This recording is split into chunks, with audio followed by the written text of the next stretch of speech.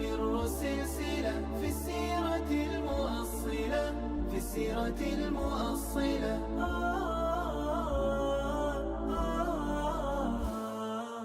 الحمد للہ رب العالمین والصلاة والسلام علی سید المرسلین وعلی آلہ وصحبہ اجمعین۔ غزوات النبی سیریز کے اگلے ایپیسوڈ کے ساتھ حاضر خدمت ہیں،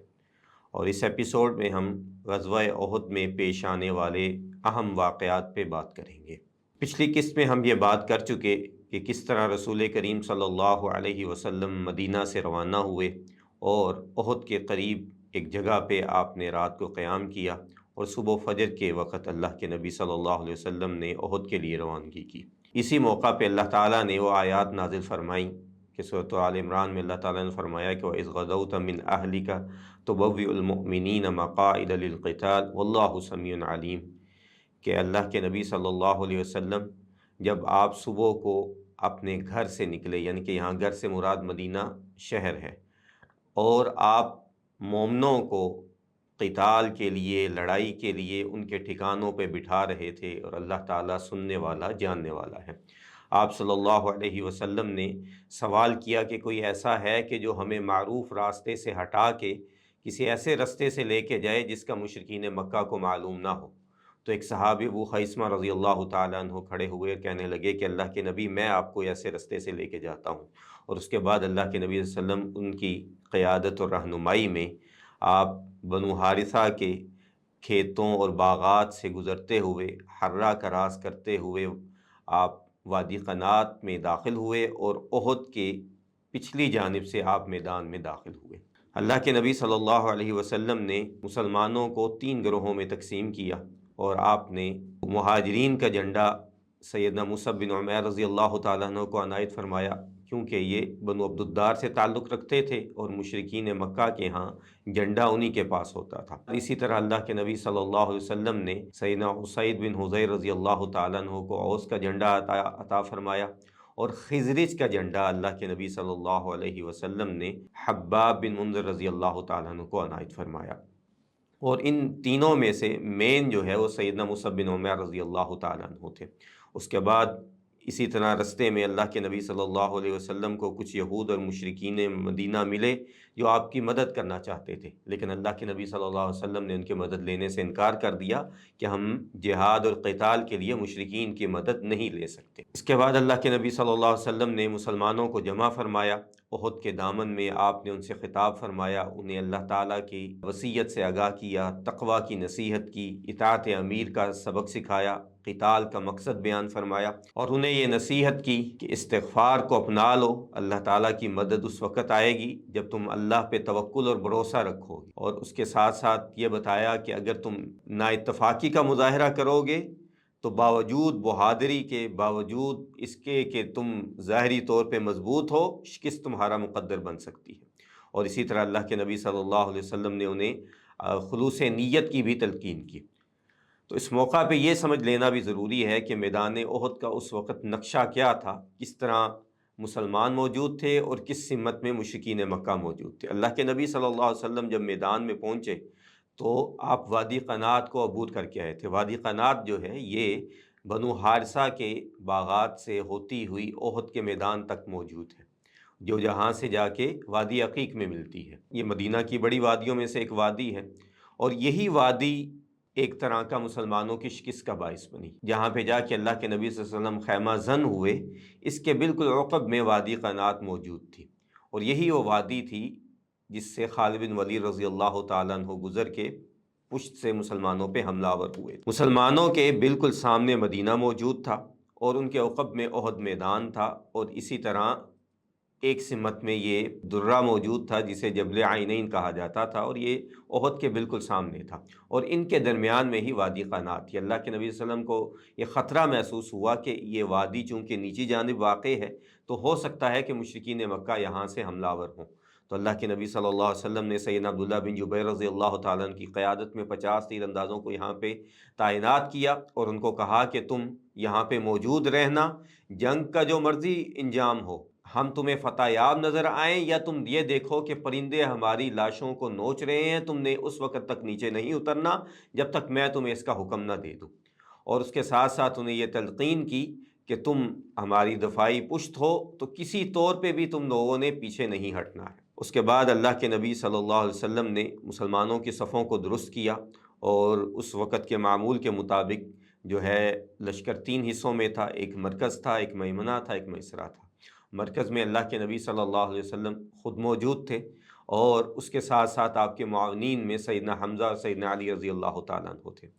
دائیں جانب اللہ کے نبی صلی اللہ علیہ وسلم نے سیدنا حباب بن منذر رضی اللہ تعالیٰ عنہ کی ڈیوٹی لگائی، اور ان کے سامنے مشرکین مکہ میں سے اکرمہ رضی اللہ تعالیٰ عنہ موجود تھے، جو ظاہری بات ہے کہ اس وقت مسلمان نہیں تھے، اور گھڑ سواروں کی قیادت کر رہے تھے۔ میسرہ پہ اللہ کے نبی صلی اللہ علیہ وسلم نے سیدنا خالد بن ولید رضی اللہ تعالیٰ عنہ کے مقابل میں سیدنا زبیر بن عوام کو تعینات کیا، اور ان کے ساتھ ان کی نیابت سیدنا مقداد بن اسود رضی اللہ تعالیٰ عنہ کو سونپی، اور ان کو خاص نصیحت کی کہ مجھے خالد بن ولید سے خطرہ ہے کہ وہ مسلمانوں پہ حملہ آور ہو سکتے ہیں۔ جنگ شروع ہونے سے پہلے مشرکین مکہ نے ایک چال چلی، اور ابو سفیان رضی اللہ تعالیٰ عنہ نے انصار مدینہ کو مخاطب کرتے ہوئے کہا کہ تم ہمارے اور ہمارے چچیرے بھائیوں کے درمیان میں سے ہٹ جاؤ، یہ ہمارا آپس کا معاملہ ہے، ہماری تمہارے ساتھ کوئی دشمنی نہیں ہے، تم پیچھے ہٹ جاؤ۔ لیکن انصار مدینہ رضی اللہ تعالیٰ عنہم اللہ کے نبی صلی اللہ علیہ وسلم کے ساتھ عہد و پیمان چونکہ کر چکے تھے، اس لیے ان میں سے ایک فرد بھی پیچھے نہ ہٹا۔ اب اس کے بعد انہوں نے دوسری چال چلی، اور وہ کیا تھی کہ ابو عامر فاسق، جس کے نام کے ساتھ بعد میں فاسق ایڈ کر دیا گیا، یہ انصار مدینہ میں سے ایک شخص تھا، ان لوگوں میں بدقسمت لوگوں میں سے تھا جنہوں نے اسلام قبول نہیں کیا، اور جب اللہ کے نبی صلی اللہ علیہ وسلم کا ظہور ہوا تو یہ اسلام سے نفرت کی بنا پہ مدینہ سے مکہ چلا گیا، اور مشرکین مکہ کا ساتھی بن گیا، اور ان کو جنگ پہ ابھارتا رہا۔ ابھی وہ بھی یہاں پہ آیا، اور اس نے مشرکین مکہ کو یہ یقین دلایا تھا کہ میرے بہت سے حمایتی مدینہ میں موجود ہیں۔ اس نے بھی ان کو آر دلائی اور ان کو قبائل کا حمیت دلائی، لیکن اس کے ساتھ بھی کوئی شخص نہ مل سکا۔ بہرحال اب اس کے بعد جنگ شروع ہوئی، تو سب سے پہلے سیدنا علی رضی اللہ تعالیٰ عنہ نے بنو عبد الدار کے اس شخص کو نشانہ بنایا جس کے پاس مشرکین مکہ کا جھنڈا تھا، اور اس کا نام طلحہ بن ابی طلحہ تھا، اور بعض روایات کے مطابق سیدنا زبیر یا سیدنا حمزہ نے بھی اس کو نشانہ بنایا۔ بہرحال پہلے وار میں ہی مسلمانوں نے مشرکین مکہ کا جھنڈا گرا دیا۔ ابو سفیان رضی اللہ تعالیٰ عنہ نے بنو عبد الدار کے لوگوں کو غیرت دلائی اور کہا کہ بدر میں بھی تم لوگوں نے جھنڈا گرایا تو ہمیں شکست ہوئی، تو اس لیے اب تم پیچھے نہ ہٹنا۔ تو ایک ایک کر کے بنو عبد الدار کے 6 افراد، جن میں سے 6 لوگ ایک ہی خاندان کے تھے، اور ٹوٹل 8 افراد جو ہے وہ لقمہ اجل بن گئے، اور مسلمانوں نے انہیں جو ہے وہ قتل کیا۔ لیکن ان میں سے ہر ایک جو ہے اس کے بعد جھنڈا اٹھاتا، حتیٰ کہ ان کا ایک غلام ثواب کھڑا ہوا اور اس نے جھنڈا تھامے رکھا، تو پھر اس کے بعد کچھ جو ہے ان میں بہادری اور استقامت پیدا ہوئی، حتیٰ کہ سیدنا حمزہ رضی اللہ تعالیٰ عنہ نے ثواب کو بھی قتل کر دیا۔ اب مسلمان جو ہیں وہ تیزی سے آگے بڑھنے لگے اور مشرکین مکہ کو پیچھے دھکیلنے لگ گئے، حتیٰ کہ مشرکین مکہ کافی میدان سے پیچھے ہٹ گئے اور مسلمانوں کو فتح نظر آنے لگ گئی۔ اب اوپر جو 50 تیر انداز موجود تھے ان کو بھی لگا کہ شاید مسلمان جو ہیں فاتح ہو چکے ہیں۔ اب ان میں سے کچھ لوگوں نے اپنے سالار عبداللہ بن جبیر سے کہا کہ ہمیں نیچے اتر جانا چاہیے، تو انہوں نے انہیں اللہ کے نبی کی نصیحت یاد دلائی کہ اللہ کے نبی نے کہا تھا کہ جو مرضی ہو جائے تم لوگوں نے نیچے نہیں ہٹنا۔ تو کہنے لگے کہ اب میدان خالی ہو چکا، جنگ اپنے اختتام کو پہنچ چکی، اور مسلمان مال غنیمت جو ہے وہ اکٹھا کر رہے ہیں، تو ہمیں بھی نیچے اترنا چاہیے۔ کچھ آپس میں بحث کے بعد ان میں سے کچھ لوگ نیچے اتر گئے، اور عبداللہ ابن جبیر جو ہیں وہ اپنے 10 ساتھیوں سمیت اب پہاڑ پہ باقی رہ گئے۔ سیدنا خالد بن ولید رضی اللہ تعالیٰ عنہ جو پہلے ہی طاق میں تھے اور کئی بار کوشش کر چکے تھے، لیکن تیر انداز ان کو پیچھے دھکیل رہے تھے، تو اب انہوں نے جب دیکھا کہ لوگ بہت کم رہ گئے ہیں تو وہ تیزی سے اپنے ساتھیوں سمیت آگے بڑھے اور اس پہاڑ پہ چڑھے، اور اس پہ چڑھ کے انہوں نے 10 لوگوں کو شہید کر دیا۔ اب مسلمان مکمل طور پہ بے خبر تھے کہ پیچھے کیا ہو رہا ہے، کیونکہ اکثر مسلمان یا تو ہتھیار چھوڑ چکے تھے یا پھر وہ بالکل جو ہے وہ اس چیز سے غافل ہو چکے تھے کہ ہم پہ کوئی حملہ آور ہو سکتا ہے۔ جب خالد بن ولید آگے بڑھے تو اکرمہ بھی ان کی مدد کے لیے ساتھ آگے اور پشت سے مسلمانوں پہ حملہ آور ہو گئے۔ اب مسلمان اس ناگہانی آفت سے گھبرا گئے اور انہیں تیزی سے یہ سمجھ ہی نہ آیا کہ ہمارے ساتھ کیا ہوا ہے۔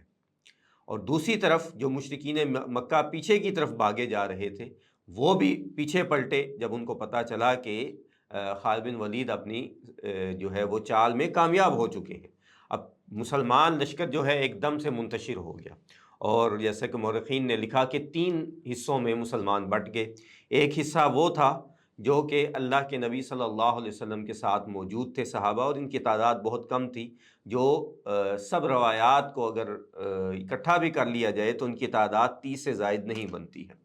دوسرے وہ تھے جو کہ اللہ کے نبی صلی اللہ علیہ وسلم کے ارد گرد ہی اکا دکا کی صورت میں موجود تھے، اور تیسرا وہ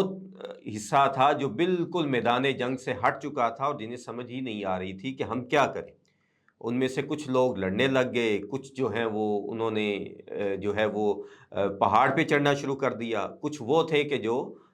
میدان جنگ چھوڑ کے واپس چلے گئے، اور اللہ تعالیٰ نے سورہ آل عمران میں ان سب گروہوں کی طرف اشارہ کیا ہے۔ اللہ تعالیٰ نے ارشاد فرمایا کہ وَلَقَدْ صَدَقَكُمُ اللَّهُ وَعْدَهُ إِذْ تَحُسُّونَهُمْ، کہ اللہ تعالیٰ نے تمہارے لیے اپنا وعدہ سچا کر دیا جب تم ان کو جو ہے وہ قتل کر رہے تھے، بِإِذْنِهِ، اس کے حکم سے، حَتَّى إِذَا فَشِلْتُمْ وَتَنَازَعْتُمْ فِي الْأَمْرِ وَعَصَيْتُمْ مِنْ بَعْدِ مَا أَرَاكُمْ مَا تُحِبُّونَ، کہ جب تم آپس میں تمہارا اختلاف ہو گیا اور تم آپس میں لڑنے لگ گئے اور تم نے نافرمانی کی، تو اللہ نے تمہیں وہ دکھا دیا جو جس کی تم طلب کر رہے تھے، یعنی کہ تم دنیا لوٹنے لگ گئے، جیسے کہ اللہ تعالیٰ نے آگے ارشاد فرمایا کہ منکم من یرید الدنیا ومنکم من یرید الآخرہ۔ تو یہ اللہ تعالیٰ نے سورہ آل عمران میں اس چیز کی طرف اشارہ کر دیا کہ مسلمانوں کی اصل شکست کی وجہ نا اتفاقی تھی، اور جو ہے وہ ایک پلان کے تحت جو اللہ کے نبی صلی اللہ علیہ وسلم نے سیٹ کیا تھا اس کے ساتھ نہ چلنا تھا۔ تو بہرحال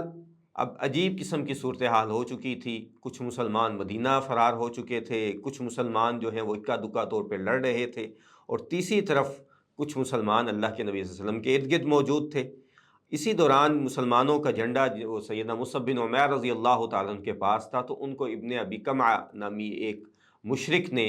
ان کو آ کے ان پہ تلوار کا وار کیا اور ان کا ایک بازو شہید کر دیا۔ انہوں نے دوسرے بازو میں جھنڈا پکڑ لیا، حتیٰ کہ اس نے دوسرے بازو پہ وار کیا، اور تو سیدنا مصعب بن عمیر نے اپنے جو ہے وہ سینے کے ساتھ جھنڈے کو تھامنے کی کوشش کی، حتیٰ کہ وہ اس کوشش میں بھی ناکام ہو گئے اور اللہ کے رستے میں شہید ہو گئے۔ اب جب جھنڈا گرا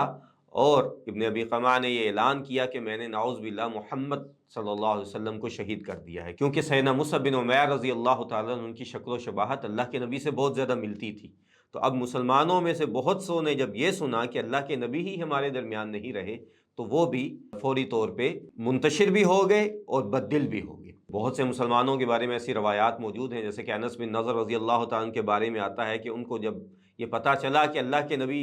جو ہیں وہ موجود نہیں رہے،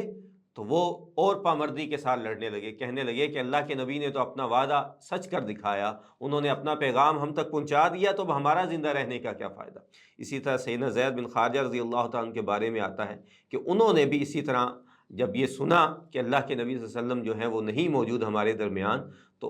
انہوں نے کہا کہ اب میرا زندہ رہنے کا کیا فائدہ، تو وہ اور زیادہ بہادری کے ساتھ لڑنے لگ گئے۔ تیسری طرف اب مشرکین مکہ اللہ کے نبی صلی اللہ علیہ وسلم کو گھیر چکے تھے۔ آپ صلی اللہ علیہ وسلم بہادری کے ساتھ اپنی جگہ پہ قائم و دائم تھے، حتیٰ کہ اللہ کے نبی صلی اللہ علیہ وسلم خود تیر چلاتے رہے، جیسا کہ صحیح روایات سے ثابت ہے، حتیٰ کہ وہ کمان جو ہے وہ ٹوٹ گئی جس سے اللہ کے نبی صلی اللہ علیہ وسلم تیر چلا رہے تھے، اور مشرکین مکہ کا گھیراؤ بڑھتا جا رہا تھا، حتیٰ کہ اللہ کے نبی کے ارد گرد صرف 9 صحابہ تھے، اور ان میں سے 7 انصاری تھے اور 2 مہاجر تھے، اور یہ 2 مہاجر طلحہ بن عبید اللہ اور سعد بن ابی وقاص تھے۔ اللہ کے نبی صلی اللہ علیہ وسلم 7 صحابہ کرام کو پکار رہے تھے کہ الی عباد اللہ، میری طرف آؤ اللہ کے بندو۔ دوسری طرف اللہ کے نبی کو یہ بھی خدشہ تھا کہ میری آواز سن کے مشرکین جو ہیں وہ تیزی سے میری طرف آئیں گے، لیکن اللہ کے نبی صلی اللہ علیہ وسلم ان کو پکارتے رہے، حتیٰ کہ کعب بن مالک رضی اللہ تعالیٰ نے اللہ کے نبی کی آواز سنی تو انہوں نے بآواز بلند صحابہ کرام کو مخاطب کیا اور کہا کہ اس طرف آ جاؤ، اللہ کے نبی صلی اللہ علیہ وسلم ہمارے درمیان موجود ہیں۔ تو اس کی طرف بھی اللہ تعالیٰ نے ارشاد فرمایا اور کہا کہ استصعدون ولا تلوون علی احد والرسول يدعوكم فی اخراکم فاصابکم غما بغم لکی لا تحزنوا علی ما فاتکم ولا ما اصابکم واللہ خبیر بما تعملون، کہ جس وقت تم چڑھے جا رہے تھے، یعنی کہ پہاڑ کے اوپر، یا پھر تم میدان جنگ سے بھاگے جا رہے تھے اور تم میں سے کوئی مڑ کے بھی نہیں دیکھ رہا تھا، اور رسول کریم صلی اللہ علیہ وسلم تم کو بلا رہے تھے، پیچھے سے پکار رہے تھے، تو اللہ نے تمہیں اس کی سزا کے طور پہ غم دیا، اس غم کے سبب جو تم نے خود اختیار کیا، تاکہ تم غمگین نہ ہو، اور وہ فتح تمہارے ہاتھ سے نکل گئی، اور اللہ تعالیٰ جو کچھ تم کر رہے تھے اس سے اچھے طریقے سے باخبر تھا۔ اب اللہ کے نبی صلی اللہ علیہ وسلم کی حفاظت کرتے ہوئے ان انصار نے کہا کہ اللہ کے نبی چونکہ آپ کی حفاظت ہمارے ذمہ ہے، تو ساتھ کے ساتھ انصاری آپ کی حفاظت کرتے کرتے شہید ہو گئے، اور دوسری طرف اسی طرح مہاجرین بھی آپ کی بھرپور حفاظت کر رہے تھے۔ سیدنا طلحہ بن عبید اللہ رضی اللہ تعالیٰ عنہ نے اس دن اتنی آپ کی حفاظت کی کہ تیر کھاتے کھاتے ان کے جسم پہ 70 زخم پڑ گئے، اور ایک ہاتھ پہ اپنے وہ تیر روکتے رہے اور وہ ہاتھ ان کے شل ہو گیا، حتیٰ کہ ایک زخم اتنا شدید پہنچا کہ ان کے منہ سے جو ہے وہ ہس یا آہ کی آواز نکلی۔ تو اللہ کے نبی صلی اللہ علیہ وسلم اس شدید موقع پہ بھی اللہ کے نبی نے ان کو فوری طور پہ کہا کہ تم نے اللہ کا نام کیوں نہیں لیا۔ دوسری طرف اب مشرکین میں سے 4 لوگ ایسے تھے کہ وہ اللہ کے نبی صلی اللہ علیہ وسلم کے بہت قریب پہنچ گئے۔ ان میں سے ایک وہی بدبخت تھا ابن ابی قمعہ، دوسرے نمبر پہ سیدنا سعد بن ابی وقاص جو اللہ کے نبی کی حفاظت کر رہے تھے، اور ان کے مقابلے میں ان کا بھائی عتبہ بن ابی وقاص اللہ کے نبی پہ حملہ کرنا چاہ رہا تھا،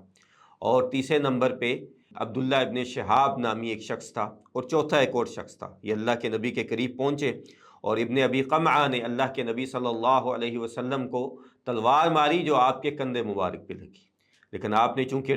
ڈبل جو ہے وہ درہ پہنی ہوئی تھی تو آپ کو زخم تو نہ ہوا لیکن شدید ضرب لگی۔ اس کے بعد اس نے دوبارہ اللہ کے نبی صلی اللہ علیہ وسلم کو تلوار ماری جو آپ کے سر مبارک پہ لگی، اور آپ کے خود میں سے 2 جو ہیں وہ کڑیاں نکل کے اللہ کے نبی صلی اللہ علیہ وسلم کے چہرہ مبارک پہ لگ گئی، اور آپ کا خون بہنے لگا۔ عتبہ بن ابی وقاص نے جو ہے پتھر اٹھا کے اللہ کے نبی صلی اللہ علیہ وسلم کو مارا، جس سے آپ کے دانت مبارک جو ہیں وہ شہید ہو گئے، اور خون مزید بہنے لگ گیا۔ اب سیدنا طلحہ، سیدنا سعد بن ابی وقاص اللہ کے نبی صلی اللہ علیہ وسلم کے پاس آئے تو اللہ کے نبی نے کہا کہ ارمی یا سعد فداک ابی و امی، کہ سعد ان کی طرف تیر پھینکیے، میرے ماں باپ آپ پہ قربان ہوں۔ تو سعد بن ابی وقاص کو یہ اعزاز ملا۔ سیدنا علی کہتے ہیں کہ اللہ کے نبی نے کبھی کسی کے بارے میں یہ کلمات نہیں کہے سوائے سعد کے، اور احد کے موقع پہ۔ تو سعد کہتے ہیں کہ میں تیر پکڑتا جا رہا تھا، اور کئی بار اللہ کے نبی خود مجھے تیر پکڑاتے اور میں ان پہ پھینکتا جا رہا تھا، اور اس دن میرا نشانہ اس قسم کا تھا کہ میں جو نشانہ لگاتا وہ مشرکین مکہ کو پورا جا کے نشانے پہ لگتا، ان کی گردن پہ لگتا، یا ان کے چہروں پہ یا ان کے سر پہ جا کے لگتا۔ تو یہ اب لڑائی اللہ کے نبی صلی اللہ علیہ وسلم کی ذات کے ارد گرد مرتکز ہو گئی تھی۔ مشرکین مکہ کا نشانہ اللہ کے نبی صلی اللہ علیہ وسلم تھے، دوسری طرف اکا دکا مسلمان اپنی جگہ پہ جو ہے وہ کوششیں کر رہے تھے۔ سیدنا حمزہ رضی اللہ تعالیٰ عنہ لڑتے لڑتے جو ہے وہ وادی میں داخل ہو گئے، اس جگہ پہ جہاں پہ آج کل مسجد سید الشہداء موجود ہے، تو وہاں پہ ایک مشرک کو انہوں نے قتل کیا۔ تو اسی موقع پہ وحشی جو جبیر بن مطعم رضی اللہ تعالیٰ عنہ جو بعد میں مسلمان ہو گئے، ان کا غلام تھا، اور اس نے انہیں کہا تھا کہ اگر تم حمزہ رضی اللہ تعالیٰ عنہ کو شہید کر دو تو میں تمہیں آزاد کر دوں گا، کیونکہ حمزہ نے بدر کے دن ان کے چچا کو جو ہے وہ قتل کیا تھا۔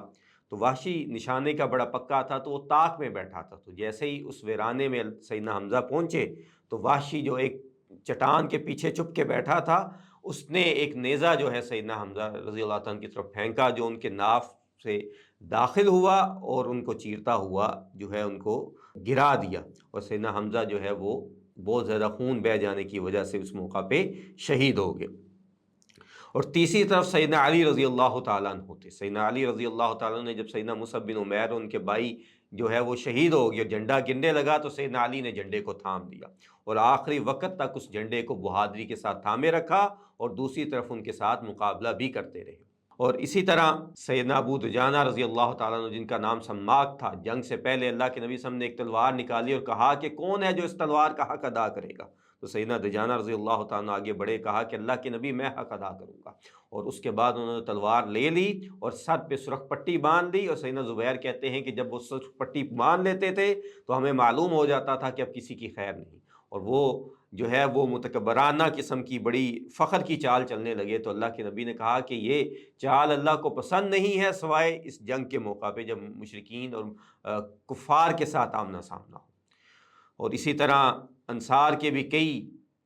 لوگ جو ہیں وہ بہادری کے ساتھ لڑتے رہے۔ عمر بن جموح رضی اللہ تعالیٰ عنہ بنو سلمہ میں سے تھے، اور وہ لنگڑا کے چلتے تھے، تو ان کے بیٹے جو ہیں وہ جنگ میں شریک تھے، اور وہ یہ جنگ میں شریک ہونا چاہتے تھے، ان کے بیٹوں نے انہیں منع کیا، تو اللہ کے نبی سے اجازت لے کے آئے، اور کہا کہ اللہ کے نبی میں یہ چاہتا ہوں کہ میں اسی طرح ایک جگہ پہ کھڑا کھڑا لڑتا رہوں،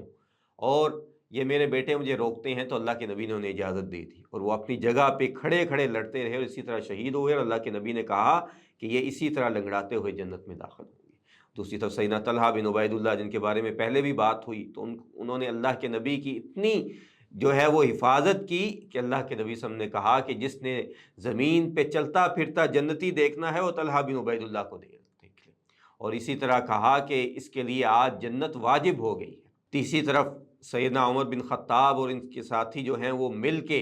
مشرکین مکہ کو پیچھے دھکیل رہے تھے، اور یہ اللہ کے نبی صلی اللہ علیہ وسلم سے تھوڑا دور موجود تھے،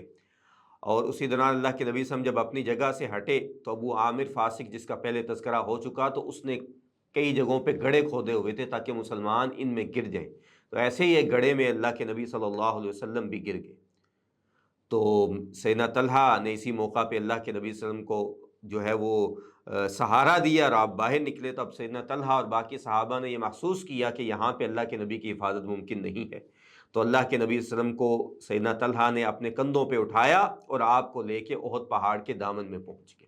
اور اب وہاں پہ جا کے اللہ کے نبی صلی اللہ علیہ وسلم کی کچھ حفاظت جو ہے ممکن ہوئی، اور وہاں سے ہی مسلمانوں نے اب اپنا ٹھکانہ بنایا اور ان پہ حملہ جو ہے وہ شروع کی۔ تو اس کے بعد احد کے دامن سے کس طرح اللہ کے نبی صلی اللہ علیہ وسلم کی حفاظت کی گئی،